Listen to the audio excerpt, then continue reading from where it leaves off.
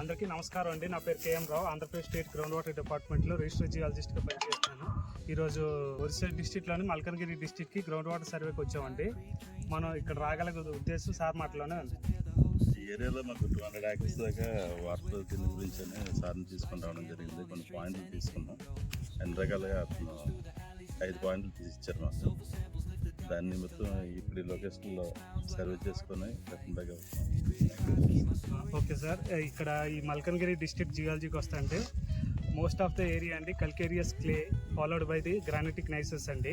ఇక్కడ clay bed అనేది మనకి ఒక 10 to 15 మీటర్స్ క్లే బెడ్ ఉందండి. లేటర్ మనకి గ్రానైటిక్ నైసెస్ అనేది medium to fine grained granitic nicest ఉందండి. 200 acresలో మనకు బోర్వెల్స్ పడతాయా పడితే ఎంత డెప్త్లో పడతాయి, ఎంత ఈల్డింగ్ ఉండవచ్చు, మనకి సాయిల్ టైప్ ఏ రకంగా ఉంటుంది, కేసింగ్ ఎలా ఉంటుందో మనం తెలుసుకోవడం కోసం జియాలజిస్ట్గా మనల్ని అప్రోచ్ అయ్యారండి. మనం డీటెయిల్గా హైడ్రోజియోలాజికల్ ఇన్వెస్టిగేషన్స్ అండ్ జియోఫిజికల్ ఇన్వెస్టిగేషన్ కొన్ని ముఖ్యమైన ప్లేసుల్లో చేసామండి.